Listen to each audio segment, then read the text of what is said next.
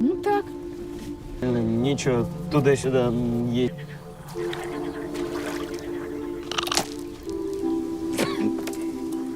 Film dimulai dengan seorang pria bernama Oleg. Saat ini, Oleg sedang bertugas untuk menyelundupkan kaviar mahal sebanyak 1 ton. Tapi Oleg tidak mempertimbangkan perahunya yang hanya bisa menampung beban 600 kilo saja.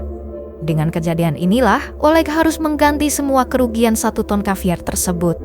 Karena dia tidak memiliki uang sebesar 1 juta rubel, pada akhirnya Oleg merelakan mobil satu-satunya dan diganti dengan mobil bobrok milik Valera. Esok harinya Oleg menemui Veta, pacarnya yang bekerja di sebuah bank. Dia berniat untuk meminjam uang, namun Veta tidak bisa membantunya karena Oleg masih memiliki hutang di bank tersebut. Oleg kemudian meminta bantuan Veta untuk mencari di bank lain. Namun Veta mengingatkan Oleg bahwa dia tidak memiliki jaminan yang cukup untuk meminjam uang sebesar 1 juta rubel. Oleh karena itu, Veta menyarankan untuk mencoba meminjam jaminan rumah ayahnya yang tak jauh dari pusat kota. Keluarga ini terdiri dari ayah Veta yang bernama Boris, istrinya Boris, dan anak-anaknya bernama Sasha, Rita, dan Tolik. Dan satunya lagi yang paling keren, yaitu kakek Pavel, yang selama ini hidupnya ingin cepat mati. Oleg kemudian mencoba berbicara tentang maksud kedatangannya kepada Boris. Namun Boris langsung memarahinya karena dia tidak ingin rumahnya disita oleh bank. Ditambah Boris ini tidak pernah kemana-mana karena sedang dalam buronan polisi. Sementara itu, ada meteor yang melaju kencang menuju bumi. Tanpa mereka sadari, meteor itu jatuh menimpa kakek Pavel. Mereka langsung panik dan menolong kakek Pavel. Tapi anehnya, kakek Pavel ini tidak musnah sama sekali. Semua orang mengira itu adalah serangan tembakan, tapi Boris menyadari kalau itu adalah meteor. Jadi dia menyuruh Oleg untuk menggali dan mengambil meteor itu. Boris meyakini kalau meteor itu bisa dijual dengan harga yang sangat mahal. Mendengar itu, Oleg yang butuh dana segar pun menggali dan dibantu oleh keluarga mereka. Namun meteor itu belum juga terlihat hingga semuanya pergi satu persatu. Tapi Oleg tidak menyerah dan terus menggali. Sampai pagi harinya, dia berhasil membawa bongkahan meteor itu. Namun, Oleg dipanggil oleh kakek Pavel yang kondisinya semakin melemah. Melihat itu, Oleg akan memanggil ambulan, tapi Pavel menolaknya karena cita-citanya adalah ingin cepat mati, biar bisa bertemu dengan istrinya. Hingga akhirnya, Pavel pun meninggal dunia. Oleg langsung panik dan membangunkan Veta, tapi karena Oleg yang tidak tidur semalaman, dia pun tertidur di kamar pacarnya. Tanpa dia sadari, kalau bongkahan meteor itu mencair dan mengeluarkan asap. Setelah itu, Oleg dibangunkan oleh Tolik karena ada sesuatu yang aneh, di mana adik perempuan Veta yang bernama Sasha tiba-tiba memiliki kemampuan super untuk membengkokkan besi.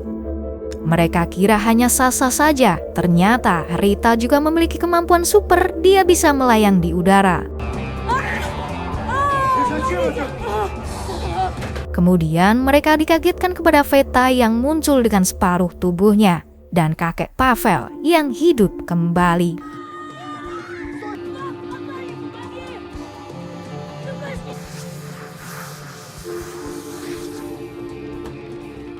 Ketika mereka berkumpul dengan kepanikan, Veta menyarankan agar mereka segera menghubungi ambulan. Dan ketika dia pergi untuk mengambil ponselnya, tiba-tiba kekuatan mereka menghilang begitu saja. Dan si kakek pun meninggal lagi. Ternyata kekuatan mereka hanya akan aktif jika semua anggota keluarga berkumpul dalam jarak yang tidak terlalu berjauhan.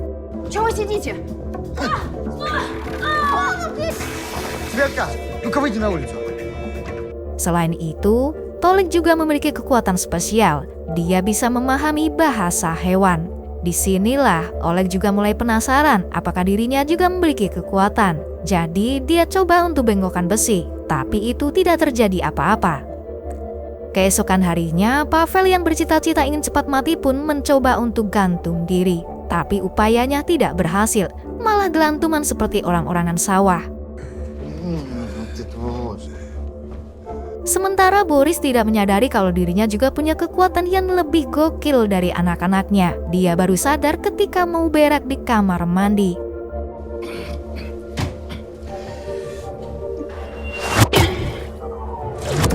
Ya, Boris pun baru menyadari kalau dirinya bisa teleportasi ketika ngadan.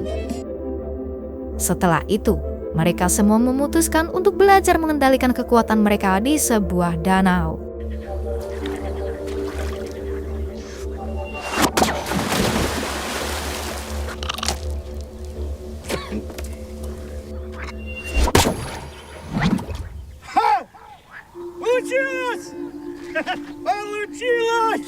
Yaitulah kekuatan mereka yang bisa dibilang nggak adil buat si Oleg, di mana hanya dia sendirian yang tidak memiliki kekuatan super.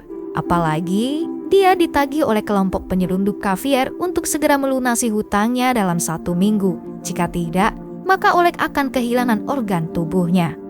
Pada malam harinya, Oleg terbangun karena ada sesuatu yang basah di selimutnya.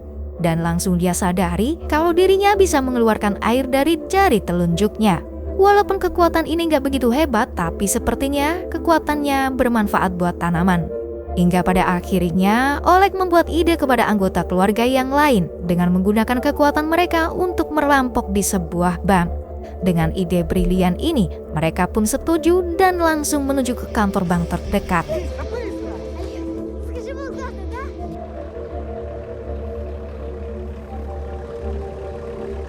Tapi aksi perampokan ini hanya dilakukan oleh Veta saja, karena hanya dia yang memiliki kemampuan untuk menghilang dari pandangan orang. Untuk melancarkan aksinya, Veta harus membuka semua bajunya. Selain itu, semua keluarga harus berkumpul di dalam mobil dengan jarak yang tidak terlalu jauh dari jangkauan Veta.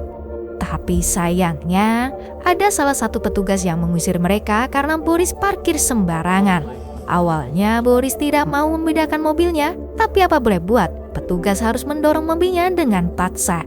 Yang pastinya hal ini akan mengacaukan rencana mereka karena mobil mereka berada jauh dari posisinya Veta.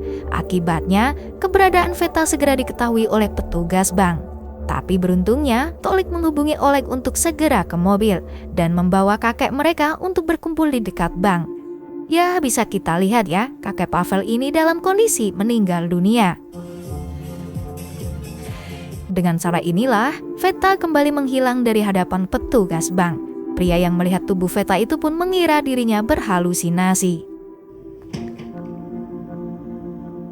Saat mereka akan segera pergi, Boris ketakutan ketika melihat polisi ada di belakang mobil mereka. Merasa dirinya seorang buronan, akhirnya dia melarikan diri dengan berteleportasi. Ну что, погуляли? Tapi sialnya, Boris menghubungi Oleg karena dirinya tidak tahu berada di mana. Yang ternyata, dia ada di dalam mobil petugas polisi itu. Ты как сюда попал? Namun beruntungnya, Oleg tidak langsung pergi dan Boris berhasil berteleportasi yang adegannya tidak ditayangkan, geng. Ты не расстраивайся, Мишань. Если чего, у меня «Жигули» на ходу. Saat di rumah, Oleg sangat marah karena kecerobohan mereka dalam mengendalikan kekuatannya. Sampai-sampai si Boris hampir saja ditangkap oleh polisi.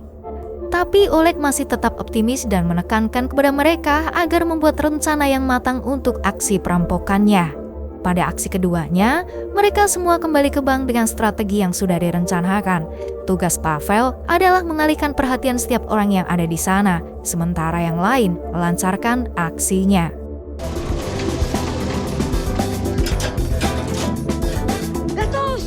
Salah satu dari mereka menjalankan tugas masing-masing. Rita terbang untuk memasang rantai sementara Sasa akan menariknya hingga jendelanya jebol.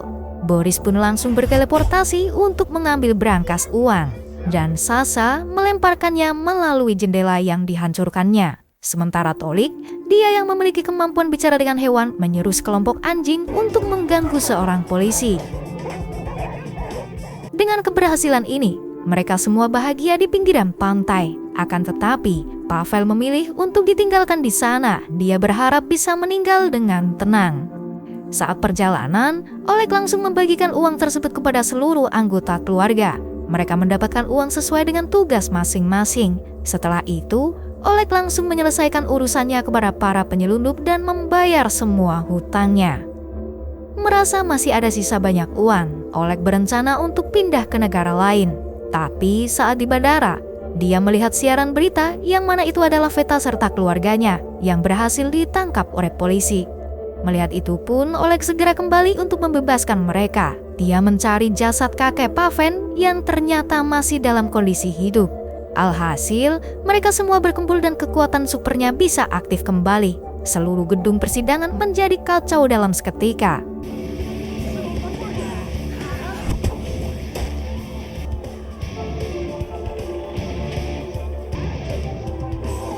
Gak kebayang banget ya, mereka kabur menggunakan salah satu mobil polisi. Dan beruntungnya, semua polisi kewalahan mengejar mereka hingga akhirnya mereka pun lolos dari kejaran polisi itu.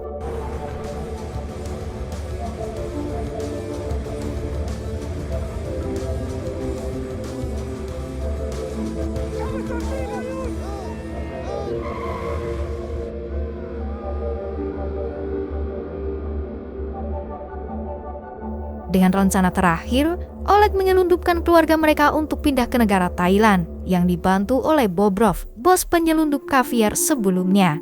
Dan film pun tamat. Gimana menurut kalian, geng? Apa kalian berharap ketimpa meteor? Kalau ya, bangun aja rumah di atas pucuk gunung ya. Oke, terima kasih sudah menonton. Jangan lupa subscribe, like, share ya, geng. Sampai jumpa di video berikutnya.